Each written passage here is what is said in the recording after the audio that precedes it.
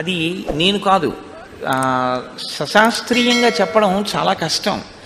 భక్తితో కర్మాచరణ మీరు చేసుకుంటూ వెళ్ళడమే. అందుకే మీరు ఏది చేస్తున్నా మీరు అది ఎందుకు చేస్తున్నారో మీకు తెలిసి ఉండాలి. భక్తితో కూడిన కర్మాచరణము అన్న మాటకు అర్థం ఏమిటో తెలుసా అండి? సంస్కరణ ఎవరికి?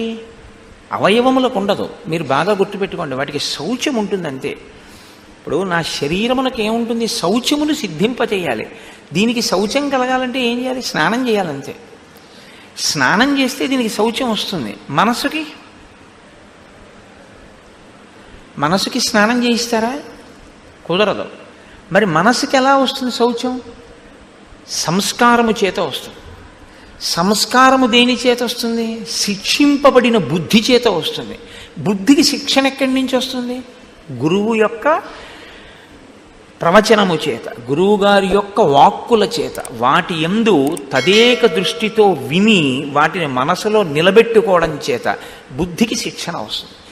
అందుకని ఇప్పుడు అక్కడ ఏం జరుగుతోందని గుర్తు? దర్భలు ఉన్నాయంటే కర్మాచరణము జరుగుతోందని గుర్తు. ఎటువంటి కర్మాచరణము? భక్తితో కూడినటువంటి కర్మాచరణము జరుగుతోంది. వేదమును ప్రమాణంగా తీసుకుని, శాస్త్రాన్ని ప్రమాణంగా తీసుకుని దర్భ అనేటటువంటిది వాడకుండా ఏదీ సాధ్యం కాదు.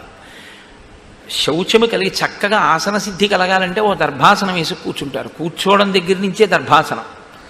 కాబట్టి ఆ దర్భాసనం, ఆ దర్భ ఉంగరం వేలుగు పెట్టుకొని, వాళ్ళ అడవిలో ఉన్నప్పుడు వాళ్ళేం బంగారపు ఉంగరాలు అవి పెట్టుకునే అవకాశాలు ఏమి ఉండవు.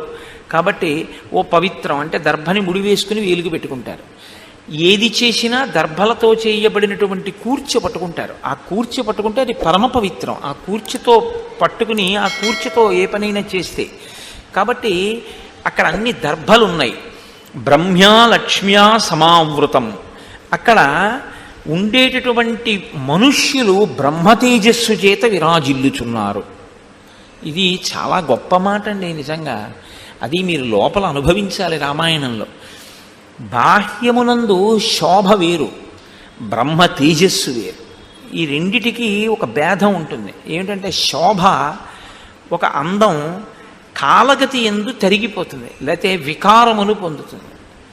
ఏమిటి ఆయనే అలా ఉన్నారు అంటారు. ఏదో శరీరంలో తేడా వచ్చిందనుకోండి, ఒళ్ళంతా మచ్చలు వచ్చాయనుకోండి, వస్తే ఓ సంవత్సరం క్రితం స్ఫురద్రూపిగా మెరిసిపోయిన వాడు ఈ సంవత్సరం మీరు చూసేటప్పటికీ మచ్చలతో చూడ్డానికి పిల్లలు భయపడేటట్టుగా అయిపోతాడు. ఆ అందం శాశ్వతము అని మీరు చెప్పడం చాలా కష్టం. జర అని ఒకటి ఉంటుంది, వృద్ధాప్యం. ఆ వృద్ధాప్యం వచ్చేటప్పటికి ఎవరందరం నిలబడే అవకాశం ఉండదు. బ్రహ్మతేజస్సు అలా కాదు. ఈశ్వరుణ్ణి మీరు ఆరాధించగా శరీరము జర్జరీభూతం అవుతుంది, అంటే ముడతలు పడిపోతుంది. కానీ ఆయన నడిచి వస్తున్నాడు అనుకోండి, ఆ నడకలో ఏమీ ఆ వేగం ఏమి ఉండదు. వృద్ధాప్యంలో ఉన్నవాడు ఎలా నడుస్తాడో అలాగే నడుస్తూ ఉంటాడు. బాగా వృద్ధాప్యం వచ్చినవాడు నోరు తెరుచుకుని అలా ఎలా నిలబడతాడో అలాగే నిలబడతాడు. కానీ మీరు అలాంటి వాళ్ళని ఎవరినైనా చూసి ఉంటారు జీవితంలో. అనుష్ఠాన బలం చేత వారు ఏమైపోతారంటే ముఖం దీప్తితో ప్రకాశిస్తుంది. ముఖమునందు ఆ వర్చస్సు వస్తుంది. నేను కాశీపట్టణంలో చూశాను కొంతమంది అటువంటి పెద్దల్ని ప్రయత్నపూర్వకంగా వారి చిరునామాలు తీసుకుని వారి దర్శనం కోసం నేను కొన్ని గంటలు ఎదురు చూసి అటువంటి మహాత్ముల దర్శనం చేసి నేను బ్రహ్మవర్చస్సు అంటే ఏమిటో చూసి, అందులో ఒక ఆయన నన్ను పిలిచి, ఇన్ని గంటలు దేని కొరకు ఎదురు చూసావు నా దర్శనానికి అని అడిగారు. అంటే నేను మీ బ్రహ్మవర్చస్సుని చూడడానికే కూర్చున్నాను అన్నాను. ఆయన చాలా సంతోషించి నాకు ఆయన చెయ్యి చూపించారు. నేను ఆశ్చర్యపోయాను. ఆయన చేతిలోకి త్రిశూలం వచ్చేసింది. గీత త్రిశూలం కింద మారిపోయి నేను కొద్ది రోజుల్లో ఈశ్వరుణ్ణి చేరిపోతున్నానయ్యా, నువ్వు మళ్ళీ వచ్చేటప్పటికీ నీకు నా దర్శనం ఉండదు, ఇదే నా చిట్ట చివరి దర్శనం, నువ్వు ఇంత ఆర్తి పొందావు కాబట్టి నీకు ఒకసారి నేను కనపడాలనుకున్నాను అని నాకు ఆయన ఆ సమయంలో రుద్రాక్ష మాల కూడా బహూకరించారు. నేను ఆ తర్వాత ఒక నెలకే హైదరాబాద్లో నాకు మిత్రుడైనటువంటి ఒక డాక్టర్ గారు నాకు ఫోన్ చేసి చెప్పారు, మీరు ఎవరి దర్శనం కోసం కొన్ని గంటలు ఎదురు చూసి దర్శనం చేసుకున్నారో ఆయన కాశీ విశ్వనాథ దేవాలయంలో పరమశివుడి ముందు నిలబడి ఆ కూర్చుని అభిషేకం చేస్తూ చేస్తూ అకస్మాత్తుగా ఏమైందో తెలియదు. నమస్తే అస్తు భగవన్ విశ్వేశ్వరాయ మహాదేవాయ త్రయంబకాయ త్రిపురాంతకాయ త్రికాగ్నికాలాయ కాలాగ్నిరుద్రాయ నీలకంఠాయ మృత్యుంజయాయ ఆగిపోయినట్టు. మృత్యుంజయాయ అని అభిషేకం చేస్తున్న ఆయన చెంబు అలాగే ఆగిపోయింది, అంతే పడిపోయింది కింద. వెళ్ళి చూశారు, కూర్చున్నవారు కూర్చున్నట్టే అలాగే నోరు తెరిచి బ్రాహ్మీభూతులైపోయారు, ఆయన శరీరాన్ని విడిచిపెట్టేశారు. అలా అది వయస్సుతో పోయేటటువంటి శోభ కాదు, నిరంతరం ఈశ్వరుణ్ణే ఈశ్వరుణ్ణే ఈశ్వరుణ్ణే తిప్పి మనసులో ఎప్పుడూ ఈశ్వరుడు గురించి తపించినటువంటి వాళ్ళ యొక్క ముఖమునందు ఆ బ్రహ్మ తేజస్సు వస్తుంది. అది ఒక్కొక్క చోట వయస్సుతో కూడా సంబంధం ఉండదు. వాళ్ళ యొక్క స్థితి శుకబ్రహ్మ పొందలేదా?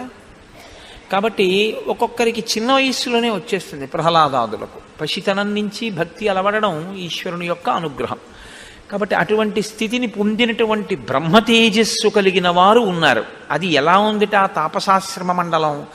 మధ్యాహ్నకాలమునందు ఆకాశం ఎలా ఉంటుందో దుర్నిరీక్ష్యంగా వాళ్ళని ఇలా పట్టి పట్టి చూడడం కూడా కష్టంగా ఉందిట, అంత బ్రహ్మ తేజస్సుతో వెలుగొందుతున్నారు. అలా ఉంటే, ఆ అందం ఉంటే అవి తాపసుల యొక్క ఆశ్రమాలు. అలా ఉండాలి ఆశ్రమాలంటే. కాబట్టి శరణ్యం సర్వభూతానాం సుసుమృష్ణాజిరం తథా మృగైర్బహుభిరాకీర్ణం పక్షిసంఘై సమావృతం. వాళ్ళు అక్కడ ఉన్నటువంటి వాళ్ళు ఆ ఆశ్రమం అంతా కూడా చక్కగా శుభ్రం చేయబడి ఉంది. అంటే శిష్యులు వివిధ స్థాయిలలో ఉంటారు. కొంతమంది శిష్యులు ప్రారంభంలో ఏమిటంటే ముందు ఆశ్రమాన్ని అంతటినీ తొడవడం, గురువుగారి శుశ్రూష చేయడం, గురువుగారికి కావలసినటువంటి పదార్థాలన్నీ అక్కడ పెట్టడం, ఏ పదార్థం ఎంత తీసుకొచ్చి అక్కడ పెట్టాలో ఇవి ముందు నేర్చుకుంటారు. అసలు అన్నిటికన్నా ముందు ఏం నేర్పుతారంటే దర్భ కొయ్యడం నేర్పుతారు. ఎంతవరకు కొయ్యాలి, ఏది కొయ్యాలి, మనకి పనికిరాని దాన్ని కొయ్యకుండా ఉండాలి, పనికొచ్చేదే కొయ్యాలి. కౌశలం. ప్రకృతిలో మనకి అక్కర్లేదు ఇది అన్నదాని జోలికి మనం వెళ్ళకూడదు. ఈశ్వరుడికి వదిలిపెట్టేయాలి. అపరిగ్రహము అంటారు. తనకెంత కావాలో అంతే తీసుకుంటాడంతే తప్ప తనకు అవసరం లేకపోయినా ఈశ్వరుడి సొత్తుగా భావించి అందులోంచి తాను పుచ్చుకోడు. దీన్ని అపరిగ్రహము అంటారు. అపరిగ్రహం చేతనే ఈ దేశం సుసంపన్నమై ఉండేది ఒకప్పుడు. ఎందుకంటే తనకు అక్కర్లేదు, ఇంకా తను తీసుకుని దాచేవాడు కాదు. తనకెంతవరకు అవసరమో అంతవరకే వాడుకునేవారు ప్రకృతి వనరుల్ని. కాబట్టి అక్కడ ఉండేటటువంటి వాళ్ళందరూ కూడా శరణ్యం సర్వభూతానాం, సర్వభూతములకు కూడా సురక్షితమైనటువంటి నివాస భూమి. అంటే వాళ్ళు జీవహింస చెయ్యరు.